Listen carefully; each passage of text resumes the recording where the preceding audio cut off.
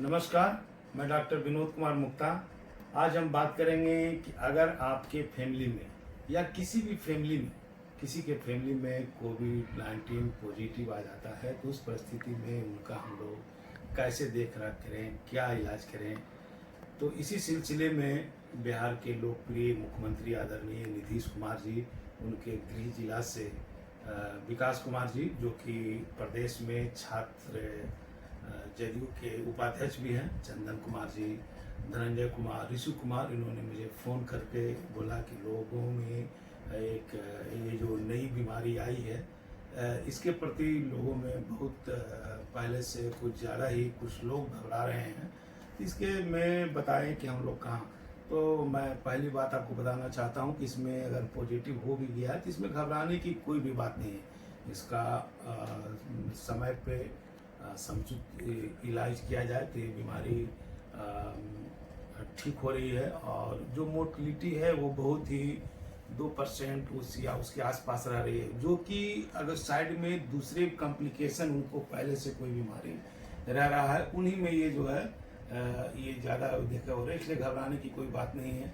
अब जो है सबसे अच्छी बात है कि हमारे जो मुख्यमंत्री हैं पहले से तो नज़र रखे हुए हैं, लेकिन इधर जो है विगत 4-5 दिन से और भी एकदम पैनी नज़र रखे हुए हैं, खुद से 16 घंटे 18 घंटे इस पे वर्कआउट कर रहे हैं, सभी जो से पर्सनली सब मॉनिटरिंग कर रहे हैं। और अभी जो स्थिति है बिहार की बहुत ही बेहतर दिन प्रतिदिन होते जा रही है। सभी प्राइमरी हेल्थ सेंटर में चेकअप हो रहा है, अगर आप पॉजिटिव हैं तो वहाँ से आपको उसका उपचार भी साथ साथ मिल रहा है। इसी सिलसिले में हम बात करेंगे आज डॉक्टर सुदीप कुमार जी से। नमस्कार दर्शकों। हम मेरे पुराने वीडियो के बाद काफ़ी सारे लोगों ने कुछ सवाल पूछा है और वो सवाल आज के समय में बहुत ही महत्वपूर्ण है। वो सवाल है कि हम क्या करें अगर हमारे घर के सारे सदस्य कोरोना पॉजिटिव हो जाते हैं। पहली चीज़ मैं आपको ये बोलना चाहूँगा, आप कोरोना पॉजिटिव हुए हैं but be positive, don't panic, कुछ नहीं होगा। अगर आप समय रहते इलाज कराते हैं तो कुछ नहीं होगा। आपका पूरा परिवार इस बीमारी से बिल्कुल अच्छे तरीके से बाहर निकल पाएगा, बिना किसी परेशानी के, बिना किसी हादसे के। सबसे पहली चीज़ आपने ये करनी होगी कि जो लोगों को कम लक्षण हैं उन लोगों को अलग कर दिया जाए, जिन लोगों को ज़्यादा लक्षण हैं उन लोगों को अलग कर दिया जाए। और घर के सारे लोग मास्क यूज़ करेंगे, डिस्टेंस मेंटेन करेंगे, एक दूसरे को इन्फेक्शन ट्रांसमिट करने की कोशिश कम से कम करेंगे। अगर घर के सारे सदस्य अलग अलग कमरे में रह सकते हैं तो बहुत अच्छी बात है, लेकिन ज़्यादातर भारतीय घरों में ये संभव नहीं है। इसलिए कम से कम आप ये रखें कि जिनको बीमारी के लक्षण ज़्यादा हैं, जिनको ज़्यादा बुखार आ रहा है, जिनको ज़्यादा कमज़ोरी है, जिनको ज़्यादा वीकनेस हो रही है, वो सब लोग एक साइड में रहें या एक किनारे रहें, और जिनको कम लक्षण है वो सब लोग अलग रहें। अगली चिंता होती है बच्चों को लेके। बच्चों के लिए चिंता होनी लाजमी है, लेकिन आपको ये चीज़ बड़ी हैरान भी करेगी कि बच्चों में प्रतिरोधक क्षमता उनकी बहुत अच्छी होती है। उनके गले में एक ऐसा ग्लैंड होता है जो कि 13 साल की उम्र तक एक्टिव होता है, जिसको हम थाइमस ग्लैंड बोलते हैं, और उसके कारण उनकी रोग प्रतिरोधक क्षमता बहुत अच्छी होती है। 13 साल के बाद वो ग्लैंड धीरे धीरे सिकुड़ जाता है और हमारे एडल्टहुड में ये चीज़ ऑलमोस्ट ख़त्म हो जाती है। तो बच्चे भी सेफ़ हैं, बड़े भी सेफ़ हैं, लेकिन जो हमारे बुज़ुर्ग हैं उनकी आपको स्पेशल केयर करनी पड़ेगी, उनकी स्पेशल देखभाल करनी पड़ेगी। और ख़ासकर वो लोग जिनको कि कोई पुरानी बीमारी है, कोई लंबी बीमारी है, जैसे शुगर की बीमारी, चीनी की बीमारी, ब्लड प्रेशर, हाइपरटेंशन, या फिर कैंसर के पेशेंट्स हैं, या कोई और ऐसा रोग जो लंबे समय से है और उनका शरीर उस रोग के कारण ही वीक हो गया है, कमज़ोर हो गया है, और उनके शरीर में प्रतिरोधक क्षमता कम हो गई। वैसे लोगों को आपके स्पेशल केयर करनी होगी, और केयर करने के लिए कुछ चीज़ें चाहिए होंगी, जैसे डॉक्टरी परामर्श, और कल मैंने इसके बारे में बताया था पल्स ऑक्सीमीटर, जो कि आपकी समय समय पे मॉनिटरिंग या देखभाल में मदद करेगा। मैंने बताया था कि 93% से नीचे नहीं होना चाहिए, और अगर ऐसा हो रहा है तो वो वार्निंग है कि अब आपको किसी और चीज़ों की ज़रूरत है और ट्रीटमेंट की ज़रूरत है, और हो सकता है कि अगर उनकी कंडीशन इम्प्रूव ना हो तो उनको हॉस्पिटलाइजेशन, ऑक्सीजन और बाकी चीज़ों की भी ज़रूरत हो सकती है। सो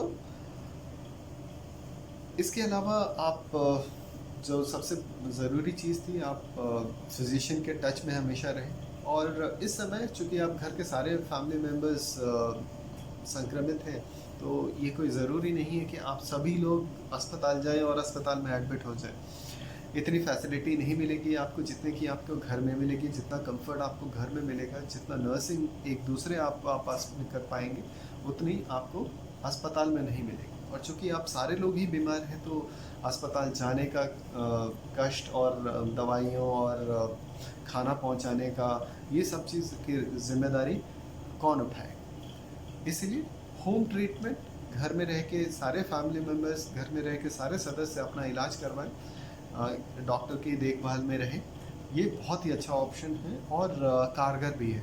ऐसे काफ़ी सारे मरीज़ों को हमने ठीक किया है और कोई परेशानी नहीं हुई। सो बी पॉजिटिव, उपाय है, इलाज है, कुछ इलाज जो प्रूवन है, जो साइंटिफिक एविडेंस है, जिसके बारे में जैसे मैंने पहले भी बताया था, डेक्सामेथासोन, हाइड्रोक्सीक्लोरोक्विन, इसके अलावा अजिथ्रोमाइसिन, पैरासीटामोल, बहुत सारी चीज़ें हैं जिनके बारे में हमें पता है कि हाँ, ये दवाइयाँ बहुत कारगर हैं, चूँकि हम इतने सारे मरीज़ों पे इस्तेमाल कर चुके हैं और हमें कोई प्रॉब्लम नहीं आई, कोई कैजुअल्टी नहीं हुई, कोई मोर्टालिटी नहीं हुई। तो ये सब चीज़ें बताता है कि yes, we can definitely fight against this covid. And इसके अलावा कुछ अनप्रूवन चीज़ें भी हैं, जैसे भारत सरकार, आयुष मंत्रालय कहता है कि आप होम्योपैथिक दवाइयाँ लें, जैसे विलैंट्रम एल्बम 30, आर्सेनिकम एल्बम 30 एंड सीपिया।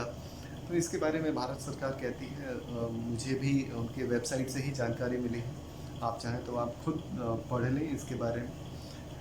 इसके अलावा आयुष मंत्रालय में कोरोनिल के बारे में भी लिखा हुआ है, जो कि एक आयुर्वेदिक फॉर्मुलेशन है। अब इन चीज़ों के बारे में मुझे आपको बताना सही नहीं रहेगा, आप खुद उनके बारे में पता कर लें, और कोई अगर उसमें स्पेशलिस्ट है या कोई उसके बारे में जानकारी रखता है तो आप उनसे परामर्श लें। सो आखिर में मैं यही कहूँगा कि आपके आसपास जो चीज़ें हो रही हैं, आप उसके बारे में सजग रहें, और सरकार क्या चीज़ें आपको मुहैया करा रही है, कहाँ टेस्टिंग हो रही है, प्राइमरी हेल्थ सेंटर्स में हो रहा है, कम्युनिटी हेल्थ सेंटर्स में हो रहा है, ट्रीटमेंट कहाँ हो रहा है, कहाँ रैपिड टेस्टिंग की फैसिलिटी आपको मिल रही है, और कहाँ आपको प्रॉपर इलाज मिलेगा, कहाँ नए सेंटर्स राज्य सरकार या केंद्र सरकार बना रही है। इन सब चीज़ों के बारे में आप जानकारी रखें, और ये जानकारियाँ आपस में भी शेयर करें, आपस में भी सर्कुलेट करें, ताकि सब लोगों को बेनिफिट हो, सब लोगों को फ़ायदा हो। आप मैं फिर से बताना चाहूँगा, आप अपने जो बुज़ुर्ग हैं, जो हमारे वयस्क हैं, जो एल्डरलीज हैं और जिनको पुरानी बीमारी है, उनका स्पेशल केयर लें, उनकी स्पेशल देखभाल करें, और सबसे अच्छी देखभाल आप ही कर सकते हैं। किसी डॉक्टर, किसी नर्स, किसी पैरामेडिक से ज़्यादा अच्छी देखभाल आप कर सकते हैं। आप सबसे अच्छे से उन्हें जानते हैं, उन्हें क्या पसंद है, क्या नहीं पसंद है, और उन्हें क्या तकलीफ़ हो रही है, वो आप बिना कहे ही समझ जाते हैं, और परिवार से अच्छा केयर कोई नहीं कर सकता।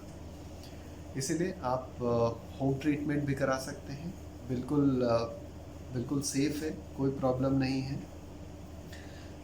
और आपके कोई और सवाल हों तो प्लीज़ शेयर करें, मैं उनके भी जवाब देने की कोशिश करूँगा। Stay safe, stay healthy, and let's fight against this Covid positively. Thank you.